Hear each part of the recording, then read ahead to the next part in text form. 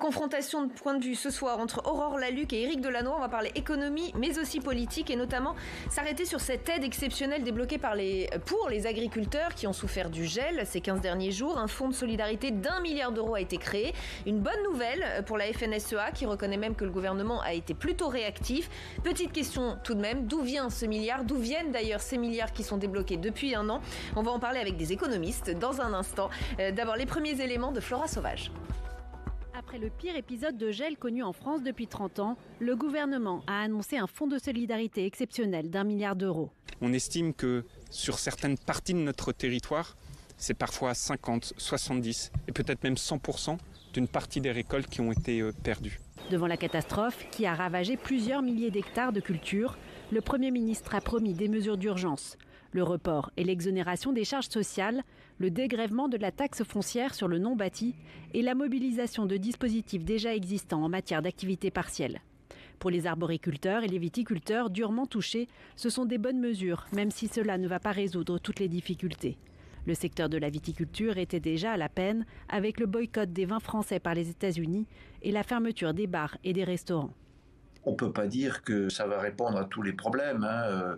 Je crois que dans toutes ces mesures, il y a une évaluation financière, mais il y aura aussi une évaluation structurelle qu'il faudra mettre en place et puis voir à quoi ça correspond. On est à un stade aujourd'hui où la profession que j'interroge, moi je l'ai encore interrogée ce matin, régulièrement, n'a pas encore de chiffrage précis sur l'ampleur de la catastrophe. En attendant de connaître l'ampleur des dégâts, une aide forfaitaire basée sur la perte de chiffre d'affaires mensuel sera accordée sur le modèle du fonds de solidarité mis en place dans le cadre de la crise sanitaire. Selon une première estimation de la FNSEA, un tiers au moins de la production viticole française sera perdu à cause du gel. Pour les fruits, les professionnels s'attendent à une perte de la moitié de leur production. Avec nous pour ce match des idées ce soir, Aurore Lalucq, bienvenue. Vous êtes économiste, eurodéputée du groupe de l'Alliance progressiste des socialistes et démocrates et vous êtes l'auteur de Reconquête au nom de l'intérêt général. Éric Delannoy, bienvenue à vous également. Vous êtes économiste, président du cabinet Tenzing Conseil. Tenzing qui vient de lancer l'appel à candidature de la 4e édition du prix Tenzing de l'égalité des chances. Si on a quelques minutes, peut-être que vous pourrez nous en parler. Personne ne dira ce soir évidemment qu'il ne fallait pas débloquer ce milliard d'euros pour les agriculteurs, pour les aider évidemment dans ce contexte. Mais question, d'où vient ce milliard ? Ça a semblé si simple de le débloquer alors qu'on entend parler de politique, d'austérité, de milliards impossibles à débloquer dans d'autres secteurs. Comment est-ce possible, Éric Delannoy ? Déjà, vous avez remarqué qu'il y a une comparaison qui est en train de se faire avec la crise sanitaire, sur la manière dont on doit gérer ces risques climatiques qui vont être de plus en plus fréquents. Et donc, moi, je pense que ça fait partie intégrante on finance jusqu'au bout, en fait. Actuellement, objectivement, ce n'est pas la difficulté à trouver les milliards. La difficulté, ça va être beaucoup plus compliqué de comment, de manière pérenne, on arrive à indemniser des risques climatiques de plus en plus importants. Donc il y a un problème d'assurance et de restructurer l'intégralité de la couverture des risques pour les agriculteurs. Ça, c'est un vrai sujet. Là, on est sur du court terme. Objectivement, on a fait la démonstration, et d'ailleurs ça sera un problème pour la présidentielle, que trouver des milliards, c'est pas compliqué, donc la dérive va être évidente. Donc moi je pense plutôt à qu'est-ce que ça nous dit en termes dans cette société, quel est le rôle de l'État, quel est le rôle de l'Europe par rapport aux agriculteurs et quels sont les rôles des assureurs. Et ça va être quelque chose de très important et compliqué à faire. Oui, je crois qu'on a un vrai sujet qui est celui qu'il va nous falloir un État-providence sociale écologique. C'est-à-dire que là, on a un sujet précis, mais on va en avoir d'autres. Il y a les inondations, il y a les pandémies, ça c'est quand même un sujet écologique à la base, mine de rien aussi. Donc ça veut dire qu'on va avoir besoin d'un nouveau système de protection sociale en règle générale. Ça c'est un premier point. L'autre point, c'est qu'on a besoin d'avoir une vraie stratégie au lieu de débloquer des fonds à chaque fois qu'il y a un problème. Voilà. Alors j'entends bien que c'est un phénomène global, mais ça veut dire qu'il nous faut quand même une politique ambitieuse de transition écologique. Parce que tout ça, il est quand même au dérèglement climatique. Ça veut dire qu'il faut peser dans les négociations internationales, peser au niveau européen, etc., plutôt qu'à chaque fois débloquer de l'argent et gérer les crises, finalement. Et ensuite, sur la question du financement, que vous souleviez tout à l'heure, à juste titre. En tant que spectatrice lambda, on se demande un peu comment c'est possible. Oui, et puis c'est vrai qu'autant au début de la crise, on sentait que les vannes étaient ouvertes, autant là, on nous a dit qu'il y aurait de l'annulation de la dette pour les entreprises, mais qu'il n'y en aurait pas pour d'autres. autres. Pour les étudiants, on ne fait pas de RSA jeune, etc. Donc on sent quand même effectivement un 2 poids 2 mesures. Il faut absolument aider toutes les personnes qui sont en difficulté, en fait, sans faire de discrimination, parce que l'argent, il y en a, et ça veut dire aussi qu'à un moment, il faut faire une réforme fiscale ambitieuse. Et là, on a un gouvernement qui est totalement à contre-temps historique. C'est-à-dire qu'on voit bien ce qui se passe aux États-Unis avec une ambition d'avoir des plans massifs de relance financés par une hausse des impôts où, en gros, l'administration Biden siffle la fin de la récré fiscale. Nous, on est en train de faire l'inverse en France, mine de rien. Hein.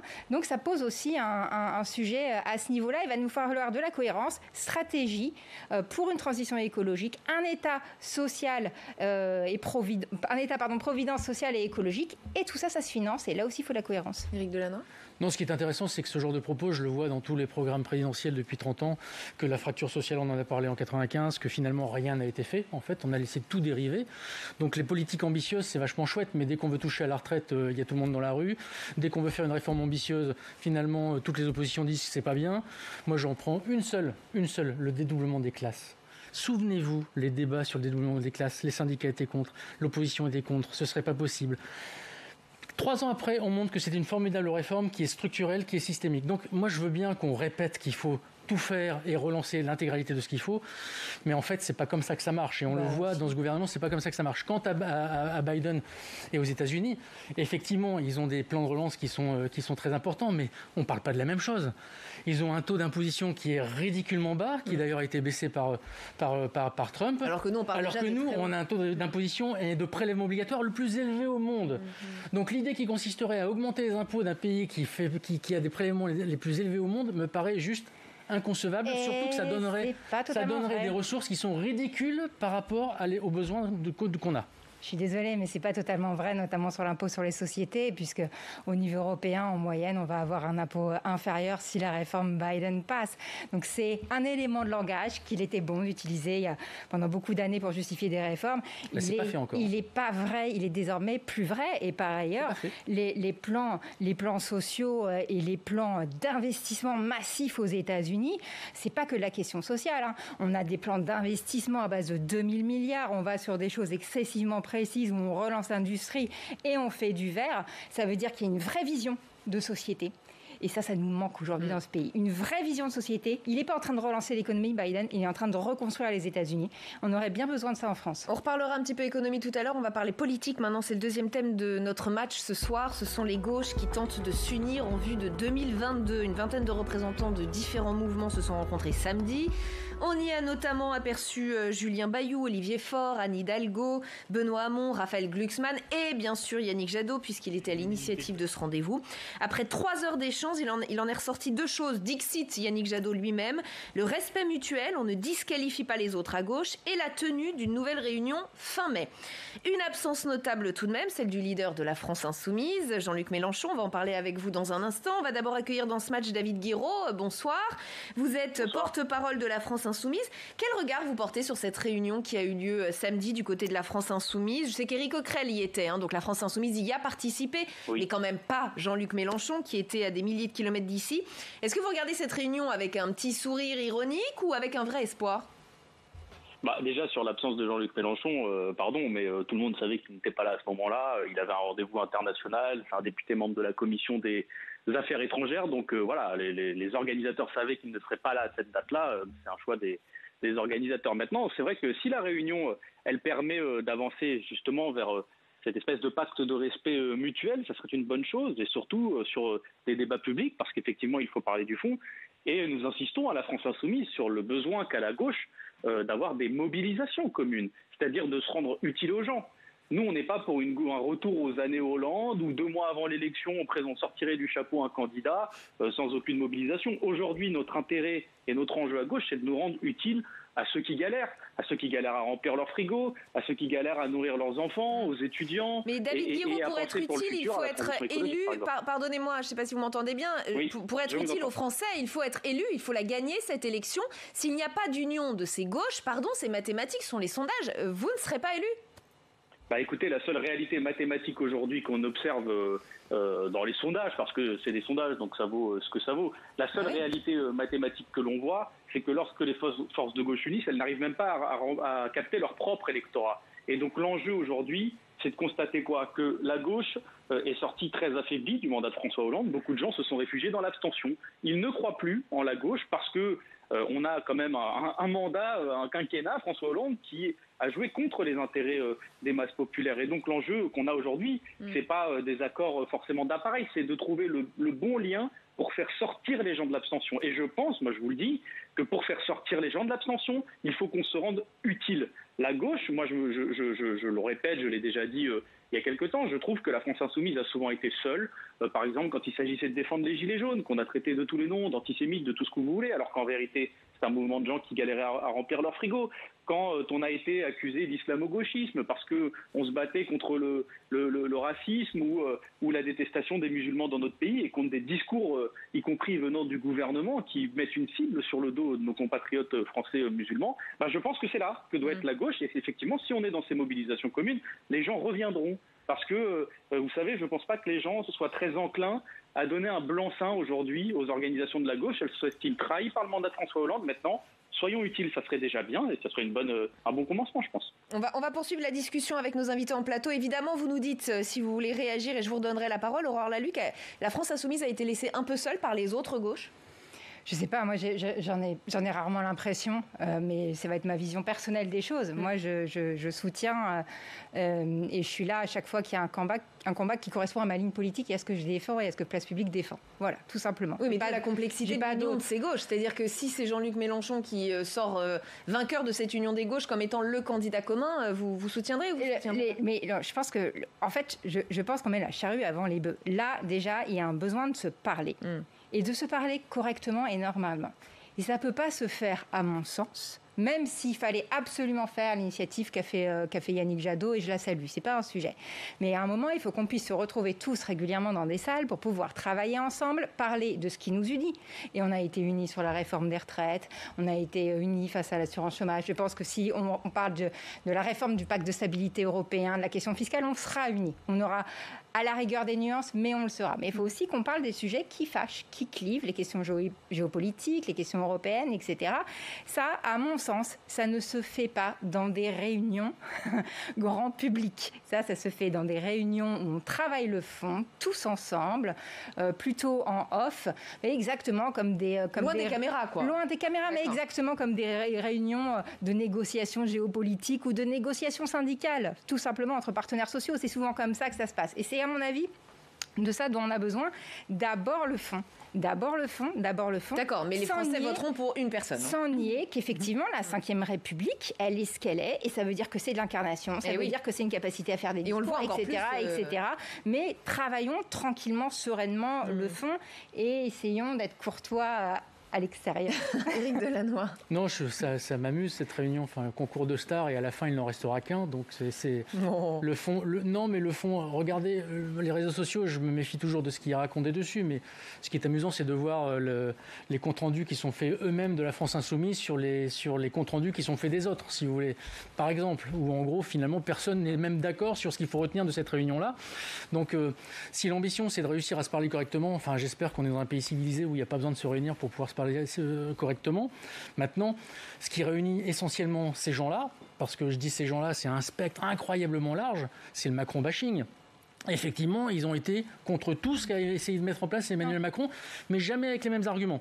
Et quand on voit qu'ils essaient de proposer des idées, que ce soit sur les problématiques de laïcité, j'ai entendu comme d'habitude des choses aberrantes sur la soi-disant chasse aux musulmans, qui est juste un point insupportable d'entendre ce genre de choses. Enfin, franchement, c'est des amalgames entretenus pour continuer à susciter le malheur. Je ne peux pas imaginer une demi-seconde que la gauche modérée et républicaine, dans laquelle je ne mets pas la France insoumise, puisse s'accorder sur un propos comme celui-là.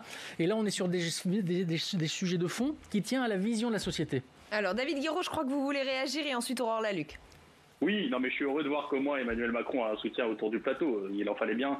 Mais vous savez, moi, j'ai pas trop de problème avec Aurore Lalucq ou avec des gens de génération comme Thomas Porte qu'on retrouve souvent dans nos combats communs, dans nos luttes communes. Mais la situation est exigeante. Mais moi, c'est vrai qu'il y a beaucoup de débats à mener aujourd'hui. mais des débats, moi je pense, de manière publique, parce que c'est intéressant. Sur la dette, par exemple, comment on gère la dette, ça c'est intéressant. Vous avez un horrible libéral en plateau, lui il va dire ses horreurs libérales, voilà. Mais on a parlé de respect mutuel. Hein. Il est là pour ça. Surtout il ne connaît pas, en fait, c'est ça qui est drôle. Je parle pas d'Aurore Lalucq. Ah bah non, mais vous parlez de gens dont vous ne connaissez rien, voilà. En fait. Écoutez, je vous ai entendu 5 secondes et j'ai l'impression d'entendre toujours les mêmes discours de la part de gens comme vous, monsieur, je vous le dis honnêtement. Mais c'est justement ce genre de discours qu'il faut combattre, à mon avis. C'est qu'est-ce qu'on fait de la dette ? Quand j'entends des gens dire qu'il ne faut pas faire de relance économique, qu'il y a trop d'État, comme si on avait un surplus en ce moment d'infirmiers, d'aides-soignants ou de professeurs, des gens qui par ailleurs risquent leur santé pour que nos gamins ou que nos anciens aillent bien, et ben voilà, moi je pense que ce débat il doit s'ouvrir là. Comment on fait par exemple pour que l'État soit restauré ? Et il ne s'agit pas que de police, même s'il y en a, il s'agit de professeurs, il s'agit de gens dans la santé, de chercheurs et de chercheuses. Vous savez, il y a des lois en ce moment. Il y a une loi, par exemple, la loi de programmation de l'enseignement supérieur et de la recherche. Eh bien, vous voyez, dans toutes les réactions qu'il y a eu aux lois, c'est vrai, Madame Lalucq a raison, il y a eu des combats dans lesquels on s'est retrouvés, mais il y a quelque chose qui me gêne, moi. C'est que la gauche n'a pas réussi, en tout cas les organisations de gauche, ont très peu réussi à se mettre autour d'une table et à impulser des mobilisations. Et c'est ce qui faisait la force de nos organisations il y a quelques années. Et là, il y a un enjeu. C'est est-ce qu'on se retrouve, par exemple, sur la question de l'assurance chômage ? Parce que le gouvernement s'apprête à abandonner 600 000 chômeurs, à les laisser sur le bord de la route dans une période de crise. Moi, j'aimerais bien savoir si c'est de leur faute. Allez, je laisse une dernière minute la parole à Aurore Lalucq pour vous répondre avant de passer au thème suivant. Je crois qu'effectivement, il y a un enjeu sur lequel on se retrouve. De toute façon, on va se retrouver sur beaucoup de choses, mais qui est celui aussi de la bataille culturelle. C'est-à-dire qu'à un moment, la gauche a été pétrifiée dans des questions de pseudo-crédibilité, notamment sur les questions économiques. Et il y a un moment où il faut faire justement de l'économie sérieusement. Et l'économie sérieusement, c'est pas se laisser comme ça embourber dans une espèce de lieu commun. Ça, c'est un premier point. Donc, il faut qu'on soit ambitieux sur ces questions-là. Et Biden le prouve. Le deuxième point, c'est que peut-être qu'autour de la table de cette réunion, il manquait aussi peut-être certains types d'élus, moi je trouve. Il y a beaucoup de maires socialistes, écolos, etc., qui sont dans l'action. Qui sont dans l'action. Alors évidemment, il y avait Anne Hidalgo, etc., il y avait des maires. Mais il y a quand même toute une nouvelle génération et je trouve que ça manquait. Je pense aussi à certains élus européens, mais même à d'autres, à Elsa Faucillon, Sandra Régol, Manon Aubry, etc., ça manquait un peu de femmes et de femmes qui font, je trouve, dans cette réunion. Et peut-être que ça aiderait un peu, d'ailleurs, à passer les plats et être constructif. C'est dit. Merci beaucoup, en tout cas, David Guiraud, d'avoir participé ponctuellement à ce match des idées. On va poursuivre, nous, on va revenir à l'économie. On va voir ce qui se passe à droite. Hier, dans le journal du dimanche, ça ne vous a peut-être pas échappé, Guillaume Pelletier, vice-président délégué des LR, a dévoilé ses propositions pour 2022. Ce sont ces propositions, 10 projets de loi, 60 mesures, un calendrier et une méthode. C'est tout un programme qu'il détaille. En 100 jours, nous romprons avec le macronisme, dit-il. Et je vous vois réagir, Éric Delannoy. Si vous permettez, je voudrais votre éclairage sur quelques mesures, et notamment celle-ci. Augmentation des salaires de 20% en supprimant toutes les cotisations sociales. Ce serait financé, selon lui, par un micro-prélèvement de 2% sur les transactions financières et les paiements électroniques. Alors, je vous vois sourire malgré le masque, je le vois. C'est possible, ça ? Non, mais je veux dire, c'est limite pas sérieux en fait. Je veux dire, qui va-t-il essayer de tromper ? Juste quelque chose. Je sais pas, il y a quelques Français qui ont dit ça, peuvent se dire. Non, mais évidemment, demain on reste gratis, on augmente les salaires de 20%, on augmente les fonctionnaires dans tous les sens. Oui, bien sûr, il le finance, mais juste sur ce point-là, financer. Une micro-mesure, une micro-taxe qui rapporte 540 milliards, c'est pas une micro-taxe, c'est une réforme gigantesque de la fiscalité. 540 milliards, c'est-à-dire un peu plus de 2 fois plus de tout ce que rapporte la TVA, c'est-à-dire 9 fois plus que ce que rapporte l'impôt sur le revenu, c'est-à-dire 10 fois plus que ce que rapporte l'impôt sur la société. D'accord. Donc c'est vraiment une micro-taxe en fait. Et quand on regarde l'assiette sur laquelle il veut asseoir ça, moi personnellement je la comprends pas, alors peut-être que j'ai des référentiels qui vont pas bien, mais le nombre de paiements de carte bleue en France, les paiements électroniques, c'est de l'ordre de 600 milliards d'euros en France. 2% de 600 milliards, ça fait 12 milliards. On n'est pas aux 540 milliards. Donc, si on prend l'assiette pour obtenir 540 milliards en prenant que 2%, il faudrait 22 000 milliards. Donc, vous êtes en train de me dire que le vice-président délégué des LR... Oui, je pense qu'il n'a pas fait d'économie depuis très longtemps, en fait. Mais c'est limite grotesque et c'est presque gênant pour lui, en fait. Aurore Lalucq. Pardon, mais... non, mais moi aussi, je pensais qu'il y avait des coquilles, en fait. Voilà, c'est ça. Sincèrement, là, on va se rejoindre. ça lisant tout à fait. Alors déjà, c'est vrai qu'il n'y a pas, quand on lit l'ensemble des propositions, il n'y a pas de structuration. Ça part un petit peu dans tous les sens.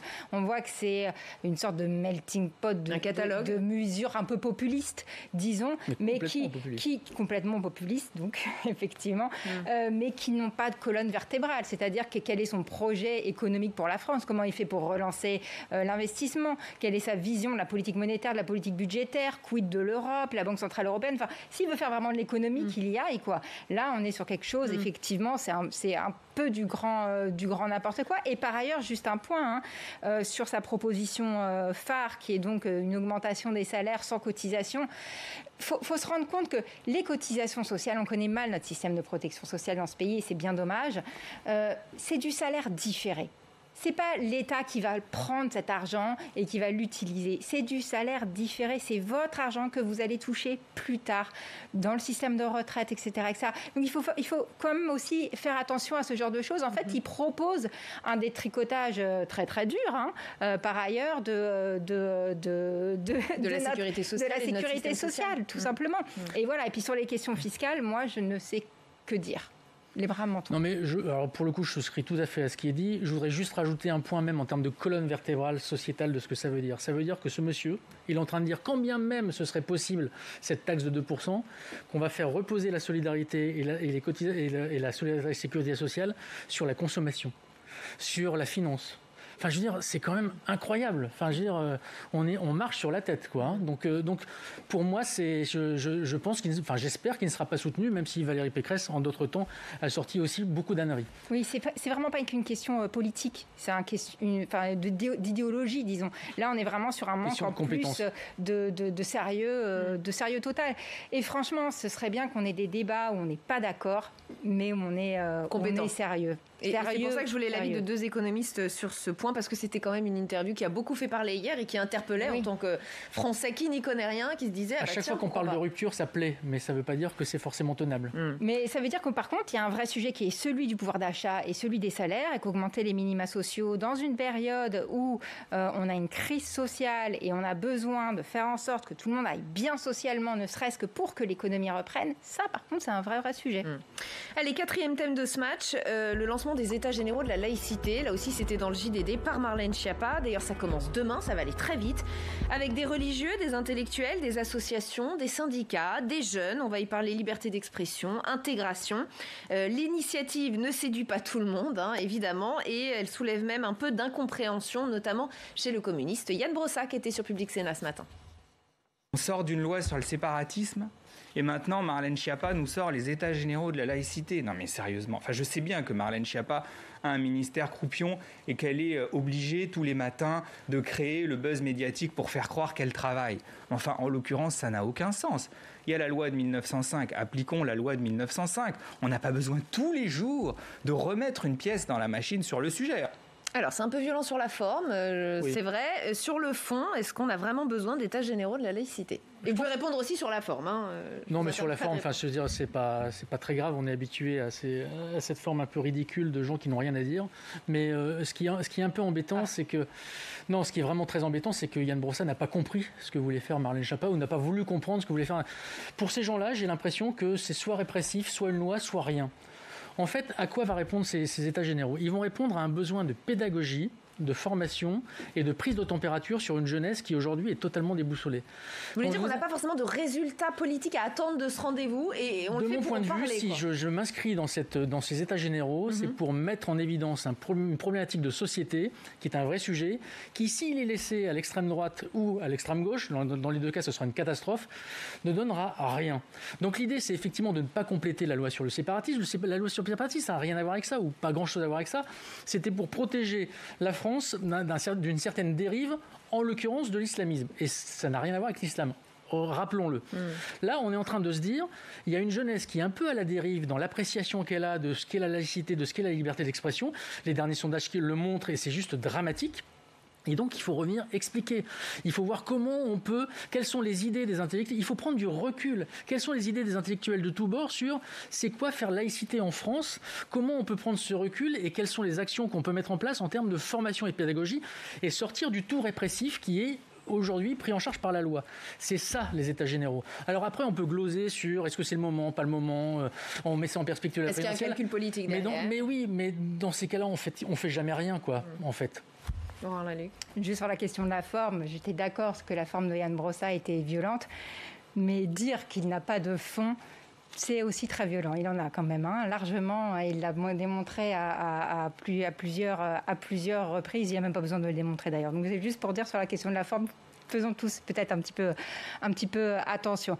Non, moi je suis d'accord avec Yann. Il y a une loi, 1905, parfaite, loi de compromis, loi de protection, et je n'arrive pas à comprendre. Je n'arrive absolument pas à comprendre, ou du moins j'ai peur de comprendre. Même le rendez-vous pédagogique dont parle. Mais la pédagogie, on peut le faire bien différemment qu'en faisant des états généraux, en fait. Et comment ? On pouvait le faire à travers. Il y avait un observatoire qui était dédié à ça et qui était très bien. Il y a des professeurs qui peuvent le faire. Mais ça, c'est votre point de vue. Moi, on sait que ça ne marche pas. Les professeurs s'en plaignent, d'ailleurs. Moi, j'ai vu de très bons résultats, au contraire, de l'Observatoire de la laïcité. Après, tout ça, ça prend du temps. Et après aussi, il y a beaucoup de choses à déconstruire. Parce qu'on entend tout et n'importe quoi sur la question de la laïcité. On entend certains interdits qui n'existent pas, par exemple. Moi, j'ai justement pas l'impression que la jeunesse ne comprend pas la laïcité. Je crois qu'au contraire, elle la comprend bien et qu'elle a envie de l'appliquer pour de vrai. Et que ça pose un certain nombre de problèmes. Par ailleurs, moi, je vais vous dire, on parlait tout à l'heure d'Emmanuel Macron et vous nous disiez la gauche n'a qu'une seule chose, c'est l'anti-macronisme. Moi, s'il y avait quelque chose sur lequel je faisais confiance à Emmanuel Macron, c'était pour être un libéral politique. Et le discours qu'il avait pendant la campagne présidentielle n'était pas du tout celui qu'il a là, notamment sur la question de la laïcité. Et je le dis pas pour faire de la punchline ou du débat, je le dis avec regret et grande inquiétude. Parce que je trouve que ce qu'on est en train de faire aujourd'hui est très, très, très inquiétant. On est en train d'alimenter certains sentiments qu'on n'a pas besoin d'alimenter aujourd'hui, surtout pas. Donc voilà, ça c'est mon point de vue. Je ne comprends pas ces états généraux, ou du moins j'ai peur de les comprendre. C'est-à-dire qu'aujourd'hui, on a des gamins qui font la queue pour pouvoir manger dans la capitale de France. Mais on peut et c'est peut-être là-dessus qu'il faudrait faire des états généraux. Il y a énormément de choses qui sont faites. C'est peut-être sur la question du logement. Ils sont toujours dans la rue en train de réclamer à manger, les gamins. Parce que malheureusement, les situations sont dramatiques. Malheureusement, les situations sont dramatiques. Un jeune, une solution. Il y a énormément. C'est des magnifiques slogans. C'est des magnifiques slogans. Non, c'est des réalités. Alors, allez dire ça aux gamins qui sont en train de faire la queue dans la rue. Mais je sais bien. Oui, mais c'est une réalité. Mais évidemment. C'est une réalité. Il y a une crise. Cette crise, ils sont en train d'essayer de la gérer. C'est pas facile. Au lieu il y a des millions €. Je ne peux pas laisser dire ça, c'est pas possible. Ce gouvernement, dans cette crise, a fait plus que n'importe qui dans le monde entier pour soutenir les entreprises, les salariés et les jeunes. Au point qu'aujourd'hui, sur les moins de 30 ans, il y a un plébiscite de ce qui est en train d'être fait. Donc il faut arrêter aussi de dire n'importe quoi. Parce que franchement, on ne s'en sort pas sinon. Cette crise a besoin d'autre chose que des petites polémiques ridicules qui ne regardent pas ce qui a été fait. Regardez ce qui a été fait dans le détail et vous verrez que ce que vous dites est faux, factuellement faux. Maintenant, sur les états généraux de la société, ce n'est jamais inquiétant de réfléchir. Pardon, mais ça n'est jamais inquiétant de réfléchir. Si ça vous inquiète, moi, ça ne m'inquiète pas parce que ça permet de prendre du recul, ce que le politique ne fait jamais. Donc, au moins, il y a cette volonté de le faire. Ce que les politiques que vous connaissez ne fait jamais, monsieur. Je suis désolée. Prendre du recul, il y en a qui sont en capacité de le faire. Ça, c'est un premier point. Le deuxième point, écoutez, quand je vois un intellectuel comme Patrick Veil dire que tout ça, c'est une opération de com', excusez-moi, mais la prise de recul et la réflexion, ça me paraît bien. Je donne quand même quelques noms de ceux qui vont participer.